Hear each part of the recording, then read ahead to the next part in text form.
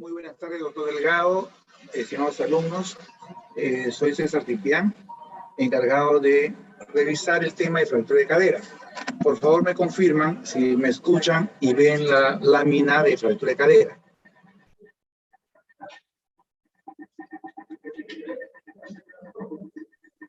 Sí, doctor, sí se escucha. Ok, gracias. Entonces, la fractura de cadera involucra tanto el acetábulo como el fémur proximal. Como ayer hicieron la clase de pelvis, donde está el acetábulo, hoy vamos a revisar la fractura del fémur proximal, revisando su clasificación, tratamiento, las complicaciones y prevención de estas fracturas.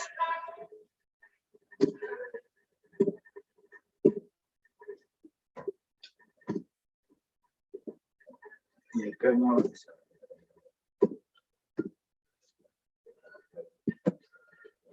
Bien. ¿Por qué estudiamos esta fractura del fémur proximal? ¿Porque son muy frecuentes? No, no lo son. Mucho más frecuentes es una fractura de la clavícula, ¿no? Fractura de la pierna, y no es entonces porque sean muy frecuentes. ¿Y por qué las estudiamos? ¿Por qué le damos una clase completa a esta fractura del fémur proximal? Porque son graves, son muy graves. Estas fracturas pueden llevar a la muerte del paciente. No solo a graves complicaciones o ortopédicas, sino a la muerte del paciente. Entonces, por eso vamos a estudiarlas bien. Si revisamos la epidemiología, vemos que hace 30 años en el mundo ocurrieron poco más de 1 millón de fracturas de cadera. Pero para entre 30 años van a ser más de 7 millones que lo que han calculado. Entonces tenemos un problema de salud bastante serio. Se ha demostrado que a mayor edad va a haber más casos de fractura de cadera. ¿Por qué? Porque al tener más edad tenemos menos calidad ósea, sobre todo en las mujeres, por el tema de la menopausia, por el tema hormonal, tenemos más osteoporosis y se van a fracturar más síntomas. A mayor edad, más fracturas. Como ahora la gente vive más, tenemos cada vez más fracturas de cadera. Y esta fractura de cadera en los pacientes seniles se da ante un traumatismo pequeño, un traumatismo de baja energía, que es la caída de este nivel. Se están caminando en su casa y allí es donde alcanza esa fractura. No requieren pues, grandes traumatismos como nosotros los jóvenes. ¿No? La gente de 30 o 20 años que tienen un dolor muy fuerte, para fracturarse de un proximal requieren un traumatismo muy intenso, un atropello, una caída de altura. Pero en estos pacientes seniles, lo frecuente, basta una simple caída o se produzca. Entonces tenemos que la fractura del fémur proximal es un problema fundamentalmente de ancianos, ¿no? Más mujeres que varones, 3 a 1 aproximadamente, 3 mujeres por cada hombre que se fractura, y son caídas a nivel, a la altura de uno mismo, de uno está parado, se resbala, se utiliza la alfombra, en casa, se cae y se fractura. La movilidad. Debemos recordar que la mitad de los pacientes que se fracturaban la cadera van a caminar igual que antes de la fractura. Solo la mitad. La otra mitad no va a caminar igual. Y más aún, entre el 10 y 15% no recupera la capacidad para caminar por el lugar. Es decir, se convierten en no deambulatorios, no deambuladores. Se llaman deambuladores cuando caminan fuera de la casa. Si solo caminan en la casa, ya se considera no deambulador. Entonces, la movilidad es alta. Y esta movilidad va por complicaciones ortopédicas, es decir, por la fractura en sí, que puede ser con soluciones viciosas, que usted ya sabe, soluciones viciosas cuando se construyan fuera del eje, en no uniones o cerebrotrosis, en la necrosis vascular de la cabeza femoral o disminución de órganos articulares. Todas estas complicaciones pueden presentarse. Pero las complicaciones mayores van a ser las complicaciones generales. Un paciente con dolor de cadera está postrado. Por lo tanto, sus infecciones respiratorias son altas, con neumonías o bronconeumonías.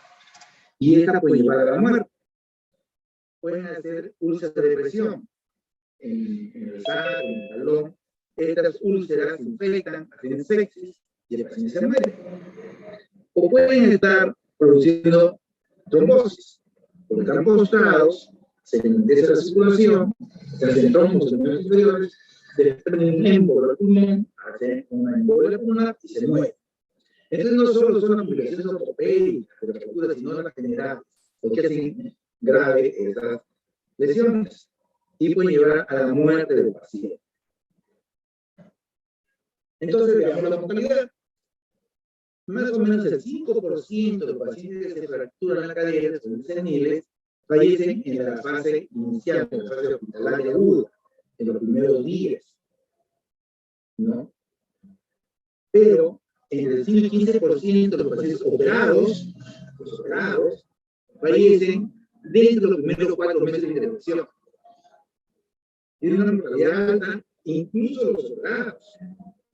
Y si revisamos a un año, la mortalidad aumenta al 15 al 25%. Estos pacientes que se operan fallecen dentro del primer año del 15 al 25%. Si sobreviven el primer año, ya su mortalidad se equipara igual a los que nunca se han fracturado. Doctor. ¿Sí? Doctor, sí, disculpe que le interrumpa. Buenas tardes. Se le escucha un poco más bajo. Sí, entonces voy a ver un momento el volumen. Un segundito.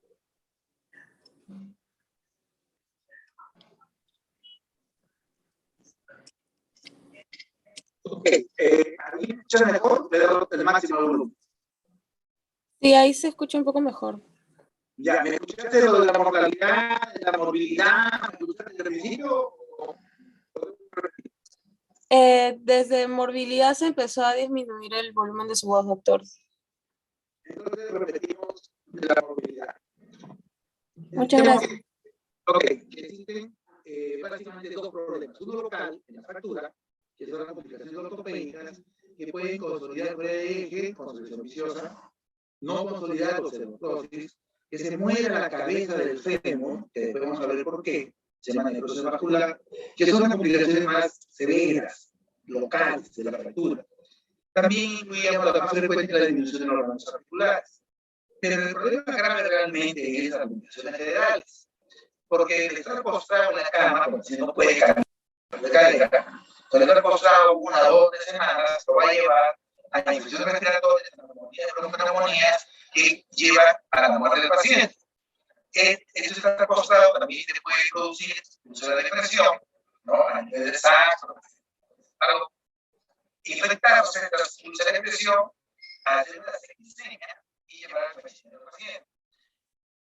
El estar postrado también te produce trombosis en los inferiores, un émbolo al pulmón y produce por la pulmonar y puede también matar al paciente. Entonces, estos son los problemas graves. Se pueden tener movilidades que pueden llevar a la muerte del paciente. Y entonces le decíamos, vamos a revisar cómo es la mortalidad. El 5% se muere en la etapa inicial. Por eso son pacientes seniles que tienen comorbilidades y mueren el 5% intrahospitalario. A los programas operados, ¿no? Tiene una mortalidad también alta. En los primeros 4 meses, alrededor del 10% van a fallecer. Porque son pacientes que se fracturan con esta caída tienen otras comorbilidades que finalmente hacen fallecer al paciente. Es un paciente que ya está bastante deteriorado con la cadera. Y si vemos la mortalidad a un año, la mortalidad aumenta en el 15-25% de los operados. Y decíamos que si superaban, si sobrevivían el año, ¿no? Después de fracturados, equiparaban su mortalidad al igual que los pacientes que no se habían fracturado. O sea, después del primer año de postoperado ya puedo decir, ya mi riesgo desapareció en relación a los que no se fracturaron. Pero ¿qué pasa con los que no se operan? Los que no se operan tienen una mortalidad mucho mayor, 65%. Si se operan, tienen una mortalidad bastante alta. Pero si no se operan, la mortalidad es mucho mayor, 65% de los que no se operan. Entonces, aunque tenga un riesgo alto, es mejor operarlo que operarlo. De allí que las fracturas todas son quirúrgicas, salvo que el paciente tenga una contraindicación absoluta de la cirugía. Una operación de inyección menos del 20%, si no puede operar, se va a morir la operación, ¿no? Pero si tiene posibilidad de operarse, no es quirúrgico, puede operarse, hay que operar, sí o sí. Entonces, ¿cuál es la idea de la idea aproximada? ¿Qué no se produce?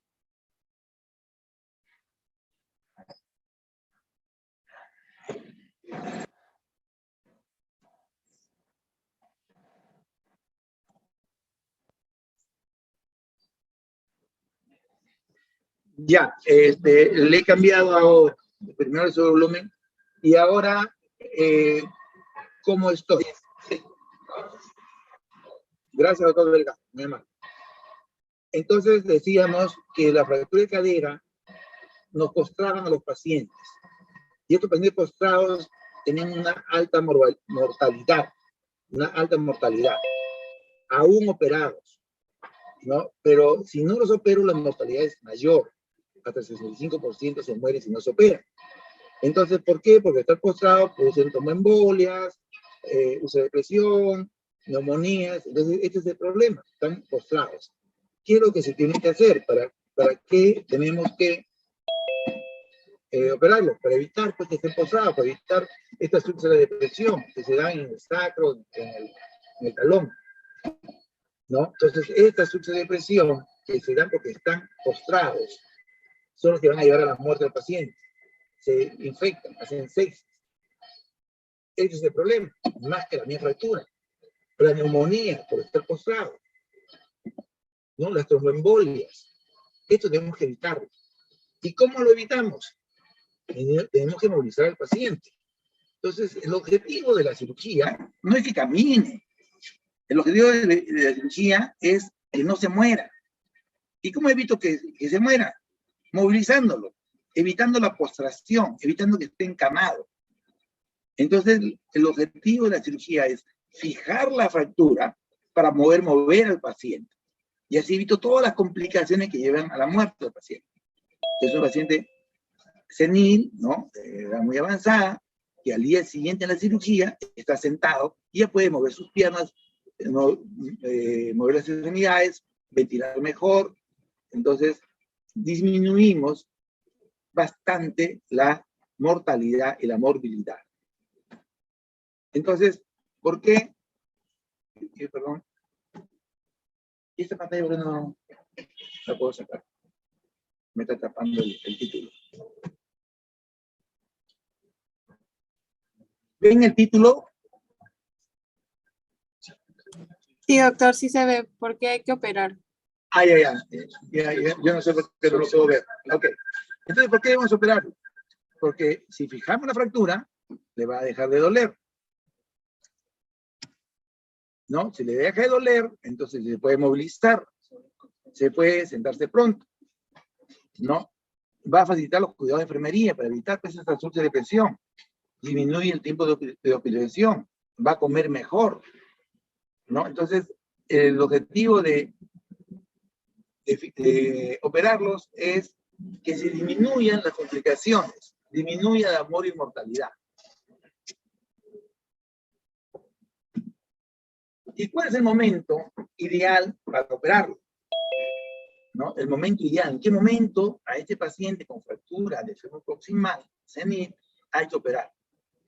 No es de inmediato, no es en las primeras 24 horas. Las primeras 24 horas están dadas para estabilizar al paciente. Hemos dicho que estos pacientes tienen comorbilidades, son diabéticos, hipertensos. Hay que ponerlos en óptimas condiciones para poder intervenirlos al día siguiente. Entonces, el momento ideal de una cirugía, de una fractura de fémur proximal de un anciano es el segundo día, entre las 24 y 48 horas. Ese es el momento, el mejor momento. Cada día que pase, al tercer, cuarto, quinto día, las complicaciones van a ir aumentando. Entonces, si voy a operar los 2 o 3 años después, ya debo estar preparado a complicaciones que voy a tener. Ya está empezando a hacer las caras. Entonces, el momento ideal para intervenir a estos pacientes es en el segundo día. El primer día para prepararlo, lo vean todos los especialistas que deben verse, transfundir de sangre, hacer todos los preparatorios, y el día siguiente estamos solucionando esta fractura. Porque la cirugía tiene como objetivo es salvarle la vida, evitar las complicaciones. Ese es el enfoque que tenemos que darle.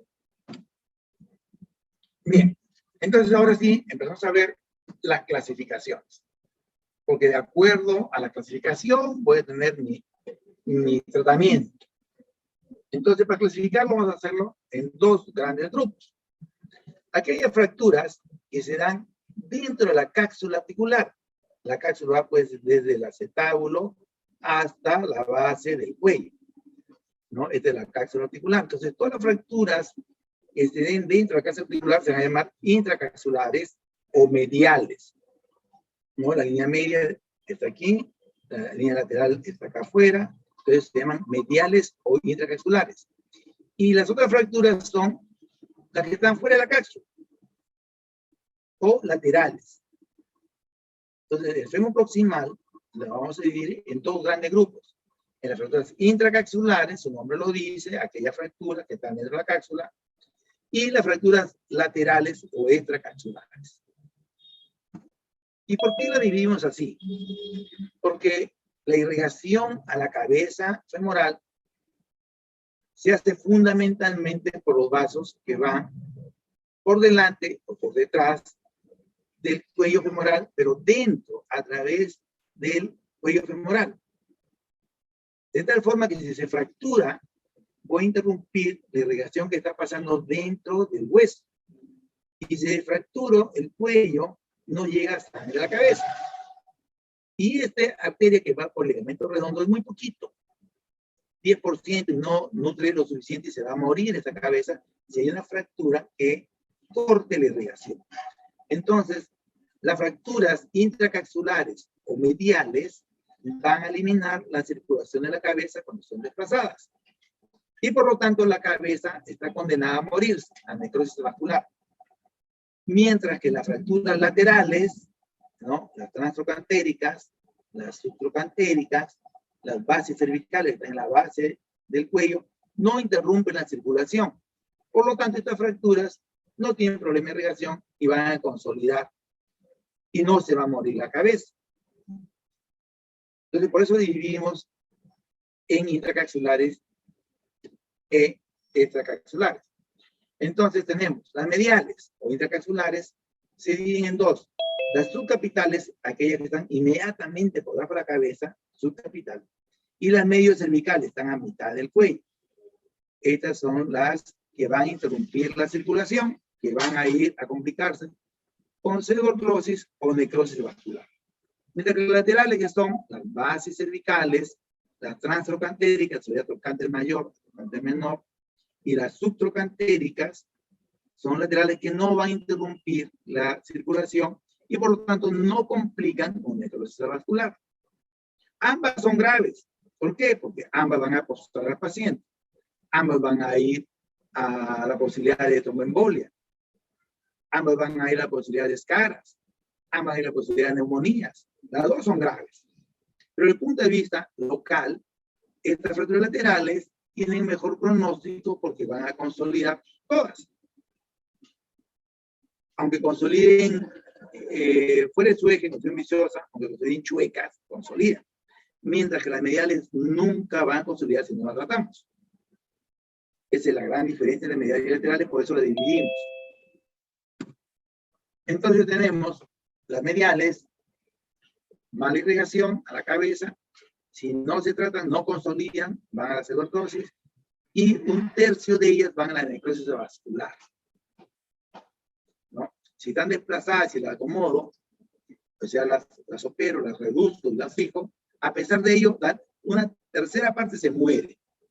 A pesar que está bien reducida y bien inmunizada. ¿Y por qué se mueren? Porque no les llega irrigación. Mientras que las laterales, como tienen buena irrigación, todas consolidan, ¿no? Y no existe la posibilidad de necrosis vascular. Bien, ¿cómo hacemos el diagnóstico? Como en todas las fracturas, nos basamos en la clínica y con las imágenes de sets auxiliares vamos a confirmar nuestra resolución diagnóstica. En la fractura de cadera es muy sencillo hacer el diagnóstico clínico. Y hemos dicho que se trata de pacientes seniles, que tienen una simple caída en casa, y que luego tienen dolor, generalmente en la ingle, ¿no? A nivel de la cadera. Pero a veces ese dolor no es en la ingle, sino es un dolor referido. No en la zona de la fractura, sino lejano, llamado dolor referido. Y a veces se da en la rodilla o en la cara interna del muslo. El dolor no siempre es en la ingle, frecuentemente es en la ingle, pero en algunos pocos casos no le duele la ingle, no le duele la rodilla o la cara interna del muslo. Todos tienen impotencia funcional, ya no pueden elevar el talón, no pueden pararse, no pueden caminar. Y si la fractura está desplazada, además de dolor y impotencia funcional, tendrán deformación. Porque está desplazada, se deforma. ¿Y cómo se deforma? En acortamiento, ¿no? Se achica la extremidad, porque se cabalga la fractura, y en rotación externa. Entonces, mi precisión diagnóstica de fractura del fémur proximal está cuando un paciente senil sufre una caída, más frecuente son mujeres, y que después de la caída no pueden levantarse. Y están acortados y en rotación externa. Si esto sucede, mientras no se demuestre lo contrario, es una fractura del fémur proximal. Ahora, si es intracapsular o extracapsular, requeriré pues la radiografía. Pero la radiografía no la requiero para saber que tiene una fractura del fémur proximal. ¿No? La radiografía me va a servir para saber de qué tipo de fractura es. Si es intracapsular o extracapsular, porque depende de ello mi tratamiento va a ser distinto. Entonces la radiografía es una radiografía simple, AP, siempre con rotación interna de 15 grados para ver bien el cuello, y es mejor pedir una radiografía de la pelvis. ¿Por qué la pelvis? Porque así puedo ver las dos caderas y puedo compararlas. Y también para poder medir el implante. Entonces, cuando sospecho una fractura de cadera, es mejor tomar la radiografía de la pelvis para ver las dos caderas. Ante las dudas, o quiero ver tipo de trazos más complejos, puedo pedir una tomografía, ¿no? Y para ver viabilidad, si la cabeza está viva o no, la resonancia magnética nuclear es el gold estándar, aunque la gamografía también me sirve, aunque necesito más días para que sea positivo. Entonces, para hacer la clasificación, necesito una radiografía AP. Y ahí puedo ver el tipo de fractura, porque clínicamente yo ya tengo mi sospecha muy alta, porque este paciente no camina, tiene dolor intenso de la ingle, en acortamiento y rotación externa. La radiografía me va a decir qué tipo de fractura es, si es intracapsular o lateral. Si tengo un paciente que sufre una caída y tiene dolor intenso en la ingle, ¿no? No hay deformación, ¿no? Pues no hay fractura, pero hay dolor intenso en la ingle, tiene limitación funcional, quiere caminar pero le duele la ingle, entonces tiene signos de fractura de cadera, es senil, le duele, limitación funcional, entonces tengo la alta sospecha de una fractura. Y podría ser que no vea en la radiografía al principio de esta fractura, se llama fracturas ocultas. ¿Qué debo hacer entonces? Si tengo la sospecha clínica, tendré que pedir una tomografía. Y si le pido la tomografía, allí en los cortes voy a ver el trazo de fractura que no veía en la radiografía. Entonces, ante la sospecha clínica, hay que buscar las fracturas ocultas. Si tengo una tomografía, bien, le pido una tomografía. Si no tengo, reposo absoluto, no te levantes una semana, y una semana después ya va a aparecer, porque se resuelve entonces el borde de la fractura y va a aparecer en la radiografía simple el trazo fractural. Pues si tengo una tomografía y sospecho una fractura oculta, la indicación es una tomografía. La resonancia es tal vez el examen auxiliar que más precozmente me puede mostrar estas fracturas ocultas, ¿no? Y aquí la podemos ver muy claramente en la resonancia y no así en las radiografías. Entonces hay que pensar mucho y sobre todo a veces nos puede pasar de un paciente senil que cae y le duele la rodilla. Y no examinamos la cadera. Y cuando le duele la rodilla, le tomamos radiografía en la rodilla y es normal. Y como está en silla de ruedas porque no puede caminar, creemos de que es una contusión en la rodilla. Y nos equivocamos, porque no hemos examinado al paciente. Siempre el paciente hay que echarlo y ver si hay acortamiento, si hay rotación externa, buscar dolor en la ingle, o el dolor puede ser referido a la rodilla, pero si le palpo la ingle, si tiene dolor, si tiene fractura en el cuello. Clínicamente, si la radiografía no lo veo, entonces guardo reposo una semana más, o le hago una resonancia, y si no tengo resonancia, una tomografía, y allí lo voy a ver. Esta fractura se oculta. Hecho el diagnóstico, pasamos al tratamiento. En el tratamiento tenemos que ponerle presudía, ¿no? Fluidoterapia, analgésicos, reposo absoluto, ¿no? Y corregir la comorbilidad que tenga para poder ponerlo en óptimas condiciones y poder operarlo al día siguiente. Claro que en el Perú es muy difícil hacerlo al día siguiente, pero eso es el objetivo. Entonces, este primer día va a servir para hacer todos los exámenes preoperatorios, ¿no? Y sobre todo hacer el consentimiento informado, explicarle al paciente, ¿no? Los riesgos que tiene. Si no puedo operarlo al segundo día, y voy a demorarme algunos días, por problemas de costos, por problemas de no tengo hacer operaciones, no tengo sangre O negativa, por lo que fuese, entonces podemos ponerle por unos pocos días una tracción de partes blandas, ¿no? Para que la pierna no esté acortada ni de rotación externa, que sea más fácil hacer la cirugía. Esto es tan solo por pocos días, no puede ser muchos días. Bien, entonces veamos cómo va a ser los tratamientos. ¿No? Hemos dicho que va a depender si la fractura es intracapsular o es extracapsular. Empecemos por las extracapsulares o laterales, en aquellas que no está dañada la irrigación que va a la cabeza. No, error. Estamos entre las fracturas intracapsulares. Las intracapsulares. Yo tengo esta metal. No veo. Un segundito, voy a tratar de arreglar esto.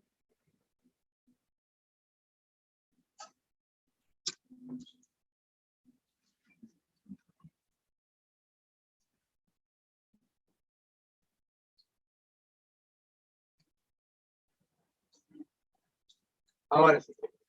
Vamos a empezar por las fracturas mediales. Las fracturas mediales. Hacia aquellas que son intracapsulares, aquellas que dañan la irrigación de la cabeza. Garden estudió esto y hizo una clasificación en 4 grandes grupos. Garden 1 es cuando la fractura es incompleta o está impactada en válvula. Garden 2 cuando la fractura es completa pero no está desplazada. Garden 3 cuando está completa pero desplazada menos del 100% del diámetro del cuello. Y Garden 4 cuando está desplazada más del 100%. Como estamos hablando alumnos de pregrado, médicos generales que van a hacer, vamos a hacerlo más sencillo y vamos a dividir en 2 grandes grupos. Garden 1 y Garden 2 van a ser las no desplazadas y Garden 3 y Garden 4 en desplazadas. Entonces nosotros vamos a hablar de 2 grandes grupos. Las fracturas mediales, aquellas que no se desplazaron y aquellas que se desplazaron.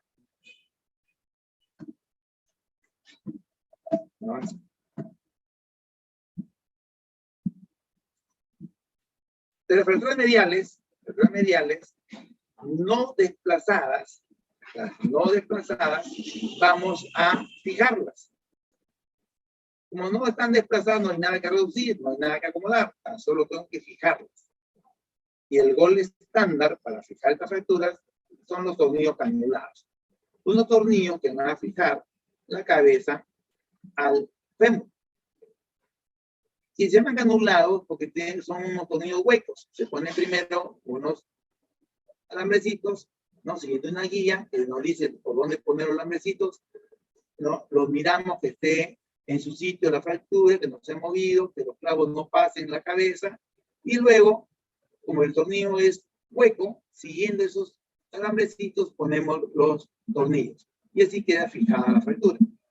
A esto le decimos Osteosíntesis, osteohueso síntesis, unimos el hueso con los tornillos canulados. Entonces, fractura no desplazada medial, como no se ha movido, no se muere la cabeza y vamos a fijar. Las fracturas mediales, pero desplazadas, quiere decir que sí se ha lesionado los vasos, entonces necesitamos saber qué edad tiene el paciente, porque de eso va a depender el tratamiento. Si tengo un paciente joven, y se llama joven cuando tiene menos de 65 años, entonces es una fractura medial la que daña la irrigación y se desplazó, y tiene 65 años, tengo que hacer un intento de reducción y osteosíntesis, un intento de salvar esta cabeza. Está desplazada, muy bien, vamos a acomodarla y fijarla. Entonces una fractura desplazada, ¿no? Del cuello, una fractura medial desplazada, joven, menor de 65 años, ¿qué voy a hacer? Voy a reducirla, voy a acomodarla. Y para reducirla, para acomodarla, puedo hacer de dos maneras. De manera incruenta, que ustedes ya saben que eso es incruento, maniobras externas de tracción, contratracción, y llevar el extremo distal en busca del eje proximal. Con maniobras externas lo acomodo y luego lo fijo. Si con maniobras externas no puedo reducir incruentamente, tendré que aperturar, abrir el fondo de fractura, acomodar los fragmentos con unas pinzas, con mis manos, y lo acomodo y luego lo fijo. Entonces, primero tengo que hacer la reducción, ya sea incruenta o cruenta. Y luego de haber reducido, luego de haber acomodado, tengo que fijarlo, hacer los osteosíntesis. ¿Con qué? Con los tornillos canulados. Y a cruzar los dedos, que ojalá que consolide. Porque hemos dicho que hay un grupo que a pesar que lo reduzca bien, que a pesar que lo fije bien, se van a ir a las complicaciones, a la necrosis avascular o la pseudoartrosis. Bien, entonces tenemos un caso, una fractura, ¿no? Desplazada, menos del 100%, pero sí ha dañado la irrigación. Buscamos reducir lo más anatómico posible, ¿no? Acomodar lo más anatómico posible y hacer de manera incruenta o cruenta esta reducción, ¿no? La verificamos, en este caso estamos haciendo incruento, verificamos con un identificador de imágenes, unas radiografías, para que estar seguro que está en su sitio y luego la fijamos. No aperturamos las fracturas de la carga lateral del músculo, la fractura está en la ingle. Entonces aperturamos la carga lateral y ponemos esos alambrecitos, esas guías, y luego a través del arco de C, del identificador de imágenes, vemos que la fractura está en su sitio, que los tornillos no se pasen de la cabeza, vemos que está acomodado, vemos que está los tornillos en buena posición, los alambres, y luego pasamos los tornillos y así fijamos la fractura que está desplazada. Y esto es válido para la gente joven. Y aquí consolidó, se unió y hay una consolidación. Entonces, tenemos que las fracturas pueden consolidar, pero también existe un grupo importante, un tercio, que puede ir a la necrosis avascular. Se muere la cabeza. ¿Por qué no le llega la irrigación? A pesar que lo hemos reducido, hemos fijado, acá tiene la huella de un implante que se le puso. Y se no consolidó, va a hacer necrosis.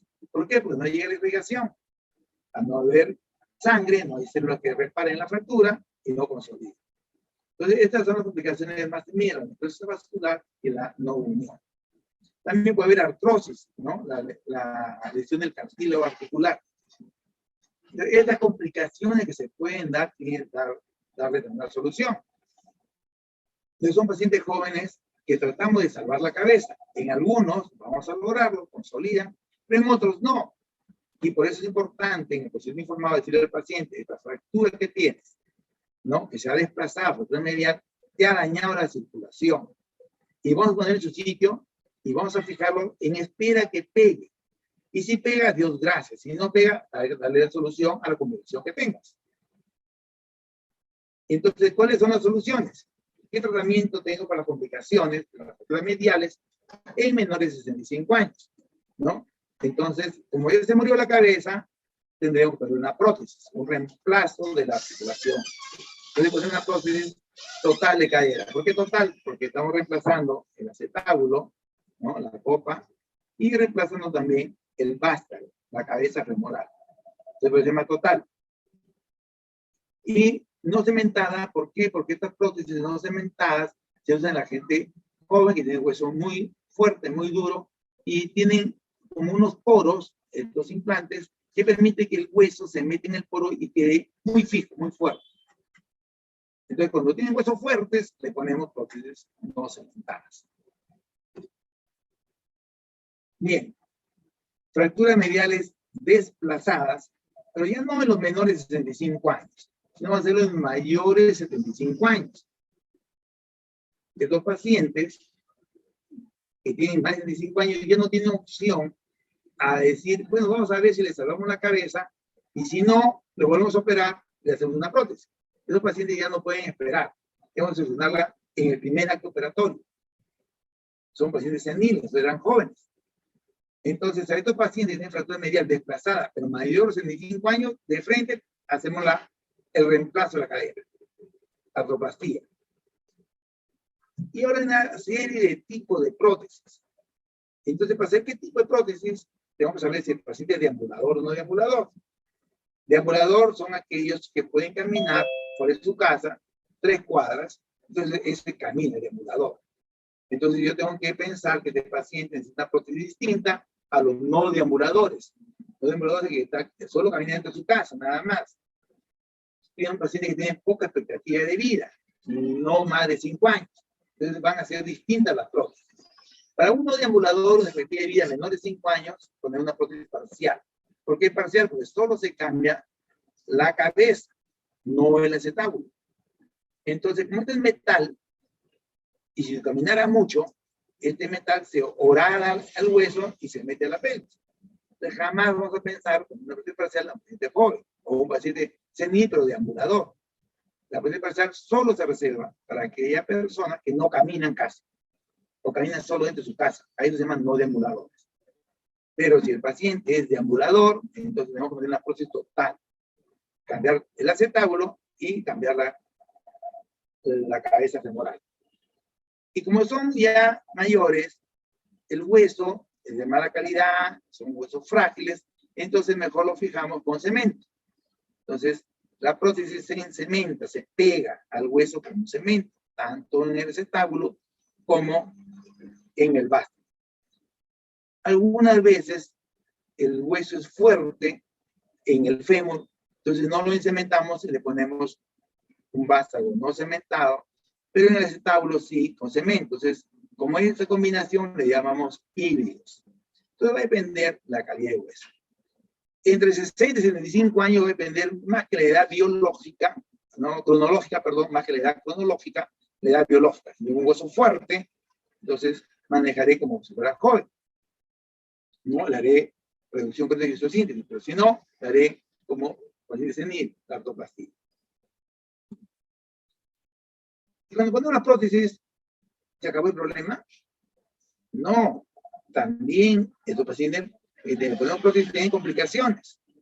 Entonces, miren todo el enredo que tenemos con esta fractura del fémur proximal. ¿No? Que si le ponemos prótesis, no, porque también tienen pues complicaciones. Y puede tener complicaciones tempranas, que puede ser la compresión del nervio ciático, ¿no? Embolias también. Por eso los pacientes posoperados, por ejemplo, tenemos que anticoagular para evitar, al hacer no anticoagulación, hacerle profilaxis antitrombótica, ¿no? Para evitar que se produzcan estos trombos y evitar la embolia pulmonar, ¿no? La dismetría, que es tal vez la condición más frecuente, o sea, una extremidad más larga que la otra. La luxación, que cuando ocurre, definitivamente porque no se colocó la prótesis en la posición adecuada, ¿no? Mucha anteversión, retroversión, que producen que se luxe, que se salga de su sitio, ¿no? Entonces, esto es una falla técnica generalmente. Las infecciones, que es la condición más temida, ¿no? La infección, ¿por qué es más temida? Porque al infectarse hay que retirar la prótesis y ponerle un espaciador, o sea, algo que mantenga el espacio para después corregir la infección, ponerle otra prótesis. Con lo caro que son y lo grande que son estas cirugías traumáticas, muy traumáticas, entonces no podemos arriesgar a un paciente a hacer una segunda cirugía. Entonces, tenemos que evitar la infección. Entonces, cuando se pone una prótesis de manera electiva, buscamos que no tenga ningún proceso de infección, no tenga infección urinaria, no tenga caries dental, que no tenga ninguna infección, porque por vía hemática puede ir infectando la prótesis, y esto sí es una verdadera calamidad. Además de las complicaciones tempranas, tenemos las tardías, o sea que aquellas que ocurren hasta 2 años después. Y también hay infecciones que primer mes no se presentan, ni siquiera el primer año, sino el segundo año. O sea, la falla de Damocles la tenemos tiempo largo en estos pacientes. Y puedo desarrollar un acceso enorme, miren, ¿no? Una infección profunda, ¿no? Hasta 2 años después. Y hay que retirar la prótesis. El aflojamiento, que es algo natural, la prótesis no es eterna, ¿no? Se afloja en la interfase cemento-hueso o la interfase prótesis-cemento, ¿no? Entonces se afloja, tiene un tiempo de vida la prótesis. En promedio diríamos que duran 10 años. Después se aflojan o se gastan también. Aquí tenemos un protucio que decíamos puede ser una mala indicación de una prótesis parcial, ¿no? En un paciente que camina mucho se va a meter la cabeza dentro del acetábulo, ¿no? Este es un error de indicación. Y se gastan también las prótesis, pues se gastan, ¿no? Decimos se gasta un zapato, igual se gasta este material.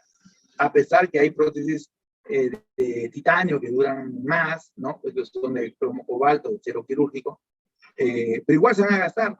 Ahora tenemos de cerámica que duran más tiempo, pero se van a gastar, ¿no? Entonces, esas son las complicaciones tardías que tenemos los pacientes que le ponemos prótesis.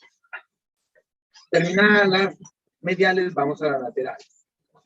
En laterales hay también una serie de clasificaciones, Body Griffin, es una clasificación muy sencilla. Y vamos a seguirle también en 2 grandes grupos.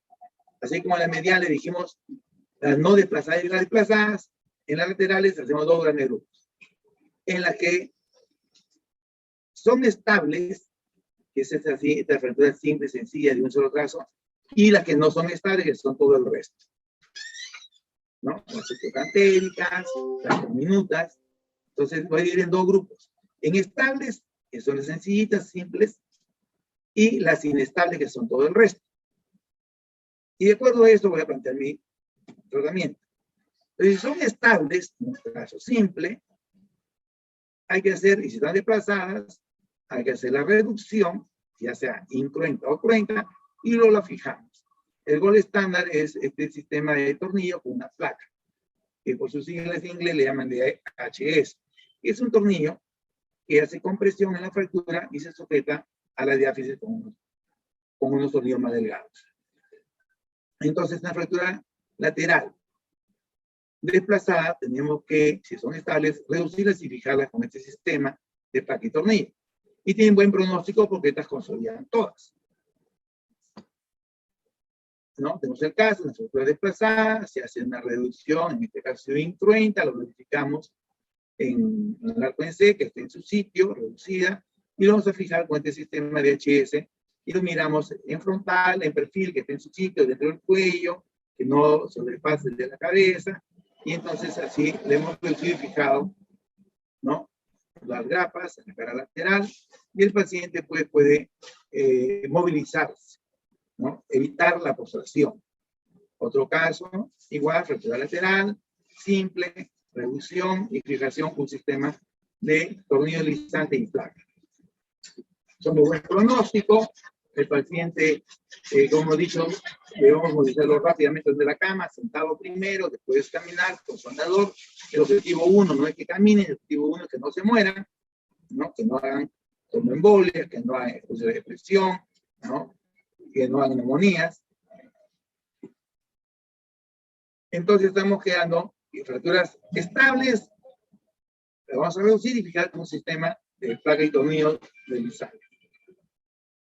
Si son inestables, entonces las placas y tornillos no son útiles, no son fuertes, no son suficientemente, no son capaces de sostener la fractura y se van a desplazar. Los son inestables, no se coloca una placa y tornillo, sino se coloca clavos intramedulares.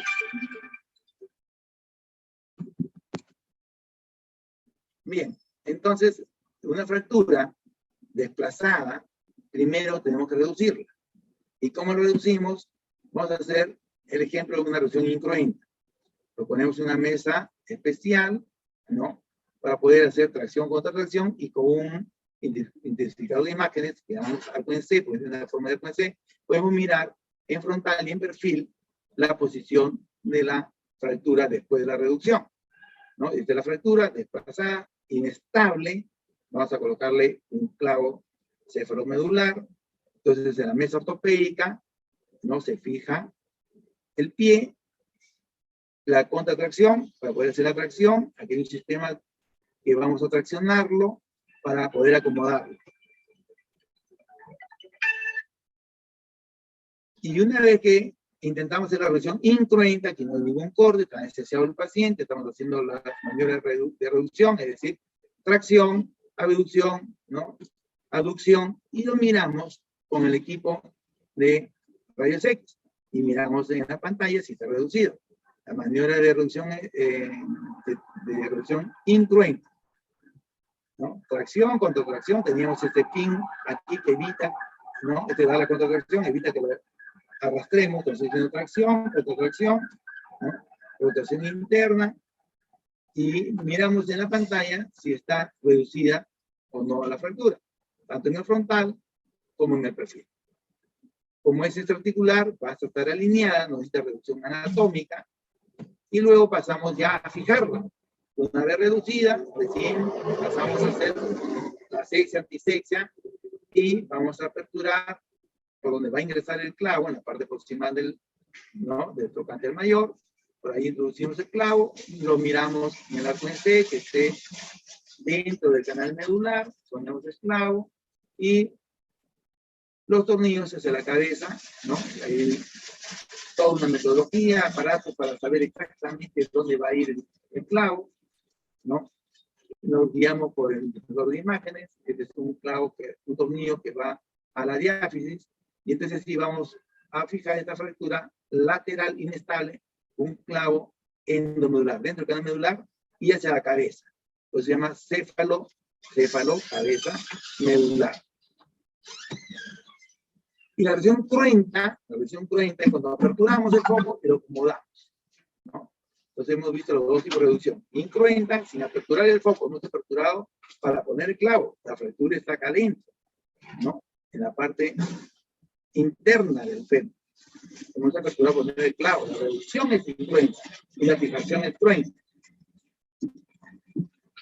Y entonces aquí tenemos los clavos cefalomedulares, ¿no? Céfalo, porque van a la cabeza, y medular, que van dentro del canal medular. Entonces, los clavos cefalomedulares son el gol estándar para fijar las fracturas laterales inestables. Las estables son el sistema de plaquitomías. Otro ejemplo, ¿no? Pone la guía que está dentro del canal medular, las guías hacia la cabeza, y ponemos nuestro clavo cefalomedular. Y la paciente entonces puede movilizarse precozmente. No tanto caminar, como he hecho en este caso, que es una paciente bastante delgadita, ¿no? Se opera muy rápido en el segundo día, y tenemos ahí el abordaje para donde ingrese el clavo, el abordaje para poner el clavo que va hacia la diáfisis, y la paciente pueda movilizarse pronto. Y así evitamos las complicaciones, ¿no? De un clavo cefalomedular. Bien, entonces para hacer un recordaris, un caso clínico, mujer senil, 70 años, fumador crónico, es decir, que no tiene buena capacidad de consolidación y sufre caída de nivel. Y viene por dolor e impotencia funcional del fémur izquierdo, ¿no? La radiografía nos demuestra una fractura intracapsular, desplazada, siendo mayor de 70 años. Entonces, se ha dañado la circulación. Si se daña la circulación, esta cabeza se va a morir. Entonces no puedo pensar en buscar que acomodarlo y fijarlo a ver si pega, porque tiene 70 años. No va a resistir. Entonces hacemos de frente la prótesis. 70 años, entonces prótesis total de cadera, de emuladora, ¿no? Entonces camina bastante, 70 años activa, y le pusimos cemento, ¿no? Para fijar esa prótesis. Luego, de 3 años sufrió una caída y viene por dolor en la ingle derecha, no en la izquierda. Y cuando vemos la radiografía no vemos fractura, pero en la tomografía sí hay una fractura.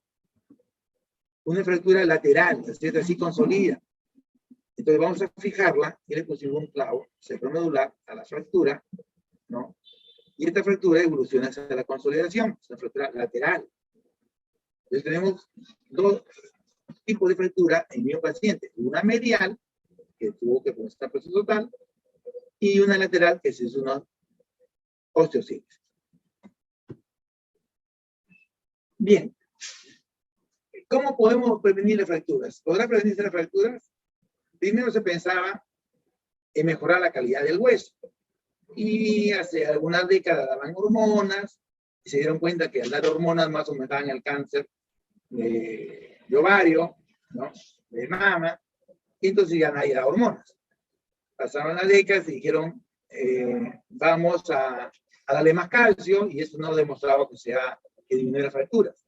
Entonces dicen, vamos a amortiguar la caída. Como se caen, entonces vamos a poner un sistema que absorba la energía, ¿no? Unos pantalones con un sistema que absorba la caída, un rompido grueso, entonces cuando se caen no se fracturen. Y se usó mucho en las casas de cuidan a los ancianos, en los asilos, pero igual se siguen fracturando. Entonces, no hay forma de prevenir las fracturas mejorando la calidad ósea cuando son seniles. La calidad ósea se mejora cuando son jóvenes, que hacen deporte, se alimentan bien. Entonces, si llega con un stock óseo a los 40 años de la menopausia, a los 50 años de la menopausia, entonces puede tener más stock óseo, ¿no? Pero la idea es de jóvenes. Pero si ya son 70 años, ya no voy a mejorar la calidad ósea de esa manera. Entonces, tampoco puedo amortiguar la caída. Entonces, lo que se hace hoy en día es prevenir las caídas. ¿Y se pueden prevenir? Sí, hay estudios que demuestran que 1 de cada 3 caídas puede ser prevenida. ¿Y cómo? Entonces, el paciente senil no ve bien. Al no ver bien, se tropieza, se cae. O tiene un problema en el oído, y como ustedes saben, el sistema vestibular, ¿no? Entonces, en el oído, tienen equilibrio y se cae. Entonces, tenemos que hacer que estos pacientes visiten al oftalmólogo, al otorrino, para que tengan bien su visión y su equilibrio. Evitar usar zapatos con una suela que resbale, que se adhiera más bien al piso, ¿no? Y los pisos también que tengan cintas antideslizantes, ¿no? Sobre todo en las escaleras, en el baño, en la tina, para que no se resbale. Que tengan suficiente pasamanos, sobre todo en el baño, en la ducha, ¿no? Que tengan siempre apoyados en 3 puntos, las 2 manos y un pie, ¿no? Siempre. Nunca hay que soltarse, que se van a caer. Que esté bien iluminada la casa, en la casa donde se cae. Que no se tenga alfombra, porque esos 5 milímetros que hay de desnivel son suficientes para tropezarse. No usen nada que para limpiarse los zapatos, ni hablar. Eso hay que retirarlo de una persona senil, ¿no? Buscar porque que no esté subiendo y bajando escaleras, ¿no? Si es posible que tenga dormitorio en el primer piso, es suficiente, ¿no? Entonces, en las escaleras y el baño es el sitio donde se cae la gente. Cada vez en las casas hay más mascotas, es unos perros suficientemente grandes que empujan al paciente que está bien estable y se cae y se fractura, ¿no? Y también que este paciente senil haga ejercicios, porque al hacer ejercicios mejora la coordinación, la fuerza muscular, la electricidad y tiene menos posibilidad de caerse. Así debemos prevenir las caídas. Entonces, para llevar a la casa, ¿no? Para no olvidarnos el resto de la vida, debemos recordar que las fracturas de freno proximal son frecuentes en el adulto mayor y son graves, con una alta mortalidad. Segundo, clínicamente me doy cuenta cuando un senil se cae y no se puede levantar y tiene dolor impotencia funcional en la cadera. Y cuidado que a veces el dolor es referido a la rodilla o la calistenia del músculo. Y que el tratamiento requiere que el paciente se mueva precozmente. Y por lo tanto, todos ellos son de necesidad quirúrgica. Todas las fracturas de cadera tienen que operarse, salvo que sean inoperables, ¿no? Y finalmente debemos prevenir las caídas. Ok. Muchas gracias por la atención y pasamos a sección preguntas.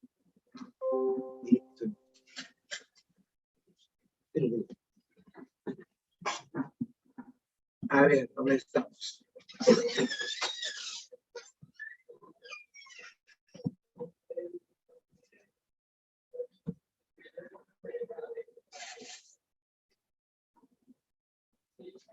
Ya, Jocelyn me pregunta,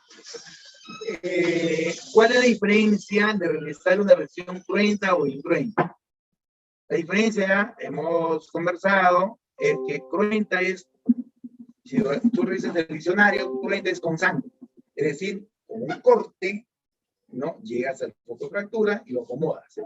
Incruenta, sin sangre, con maniobras externas, sin un corte, haces maniobra de reacción contra reacción y acomoda la fractura.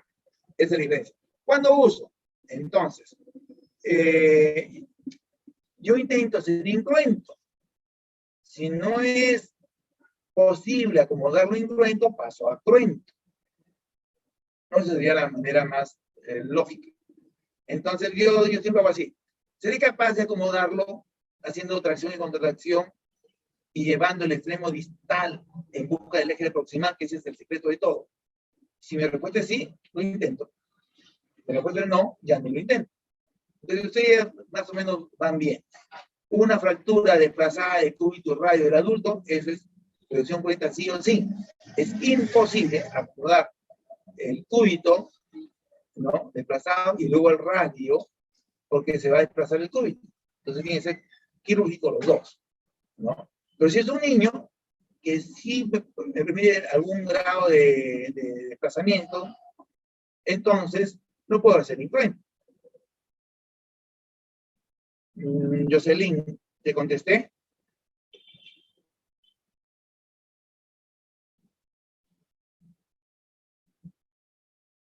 Ok.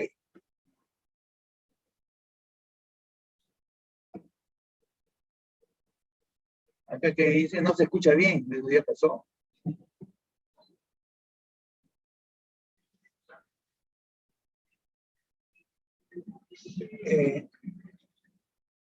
¿Alguna otra pregunta, por favor? ¿Hay alguien despierto al otro lado?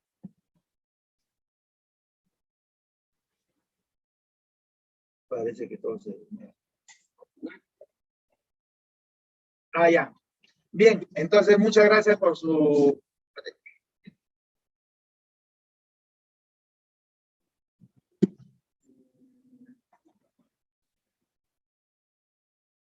Ya, dice, el Garden 3 no es un procedimiento menor del 50%. Yo decía, hay 4 ecuaciones de Garden. Garden es 1, no completa, incompleta. 2, completa, pero no desplazada. 3 y 4 desplazadas. Menos del 100%, 3. O sea, 60% podría considerarlo. Yo les digo, no nos hagamos problemas. Si tal vez vemos, revisamos el GAL en 3 días, sí, es más del, es menos del 50% y 60% ya es Garden, entonces el Garden 4, si es 60% de Garden 4, pero lo mismo, porque igual 3 o 4 en pacientes en misma y valor de 60% con una prótesis, sí o sí. Y si es menor, tengo que intentar salvar esa cabeza, reducirlo y fijarlo.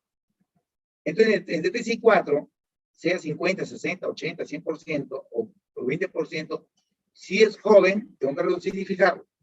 Si es viejo, hay que ponerle una prótesis.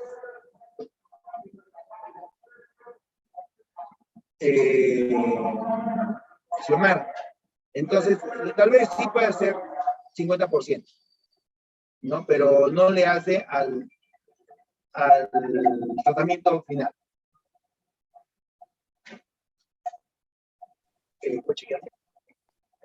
Sí, no, sí. Allá, Xiomara, sí, estoy chequeando ahorita, sí, es verdad, lo que tú me has dicho es menor del 50%, mil disculpas. ¿Xiomara? No, quiero saber primero que... con menor a 50, entonces. Correcto. Así es. Gracias, doctor. A ti. El 4 sería entonces mayor a 50. Mayor a 50, correcto, Xiomara. Pero también es exactamente igual, ¿ah? Sí, gracias, doctor. Gracias a ti, Mati. El doctor, no se metan en pacientes jóvenes, correcto. Como esta palabra de jóvenes es bien relativa, ¿no? Cuando yo tenía 40 años, decía este viejito de 65, y ahora tengo 65, digo este viejito de 90, es bien relativo, ¿no? Entonces uno siempre dice, viejo es el mayor que yo, y joven es el menor que yo. Entonces, como este es relativo, en realidad debe ver la calidad del hueso. Si es un hueso fuerte, debe ser no cemental, aunque tenga 70 años, ¿no? Porque hay personas de 70 años, ¿no? Que juegan tenis, montan bicicleta, ¿no? Entonces, tiene 70 años, pero cronológico, pero biológico están mejor que 1,60, o a la inversa. Entonces, la prótesis no cementada de los jóvenes, lógicamente que tengan buen hueso, pues también es la inversa, pues de 50 años, pero que tiene pues alguna patología, una AR, casi no hace deporte, ¿no? Entonces está osteopénico, entonces de repente el paciente, a pesar de ser joven, necesita ser cementado. ¿Me expliqué? A ver, ¿quién es? Sí, doctor. Muchas gracias. Correcto. A ver, hay... el sobrepeso puede influir en la fractura de cadera. Ya, no solamente en AR, en todos, ¿no? En AR, habría que decir, tengo una fractura de la cadera y tengo AR, que sí que me acetábulo y ya está malo. Tengo artrosis. Entonces ya no puedo jugar la posibilidad de prótesis parcial de ninguna manera, porque mi cartílago está dañado. Si le pongo una parcial, le va a doler el primer día, porque el cartílago está dañado sobre una cabeza, una esfera de metal, le va a doler. Entonces, lo que tienen AR, habrá que poner el proceso total de todas maneras. ¿El sobrepeso influye en la caída? Sí, ¿no? En la fractura, porque si tengo más peso, si yo soy obeso, peso 100 kilos, si me caigo, tengo más riesgo de que si tuviera, pues, 60 kilos, ¿no? El tema más que todo de la obesidad está en el postoperatorio. ¿Qué tanto me puedo rehabilitar con mi sobrepeso? ¿No? Entonces es más difícil hacerlo a pacientes con sobrepeso postoperatorio. Y el intraoperatorio también es más difícil en los obesos, ¿no? Es mucho más difícil. ¿Por qué? Porque tengo pues una capa de subcutáneo muy amplia, muy grande para llegar al foco de fractura, ¿no? Entonces, siempre la obesidad es mala por donde lo mires. Doctor, buenas tardes. La retracción de la tuberosidad de la tibia puede ser usada como manejo inicial de reducción. Hoy en día no. Eso se usaba el siglo pasado, ¿no? Cuando no habían las cirugías, se hacían tracciones esqueléticas para poder alinear las fracturas, ¿no? En el año 40 cambiaron las cosas con la Segunda Guerra Mundial. Hubo un médico, el doctor Kuncher, que cambió de tratamiento no quirúrgico a tratamiento quirúrgico a las fracturas, entonces ya comenzaron a cambiarse mucho el 70. La tracción esquelética podría quedar relegada tan solo para los niños, ¿no? La fractura de unos niños que necesitan hacer tracción como tratamiento definitivo, que se acomoden y después lo pasamos un yeso, pero a los adultos no, porque esto lo estás condenando a estar postrado en la cama, y si lo mantengo en tracción en la cama mucho tiempo, es decir, algunos días, me vaya a terminar con una trombosis o una escara. Entonces, la tracción es tan solo de partes blandas, mientras que yo lo pongo en óptimas condiciones para operarlo o comprarle su prótesis, claro, pero no una tracción esquelética, ¿no? Salvo para un niño o un adulto joven que no tenga ninguna posibilidad de poder ponerle el implante, y podemos hacerlo como se hacía hace 100 años. Stephanie, no sé si te contesté. Sí, doctor, gracias.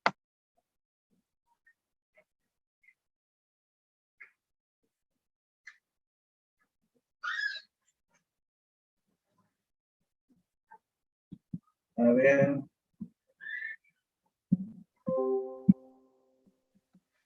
Ya, ahora sí. Doctor Delgado, creo que ahora sí están resueltas todas las preguntas. Bien, entonces muchas gracias por la atención. Nos vemos el día de mañana para el tema de apertura de Diáfis del FED.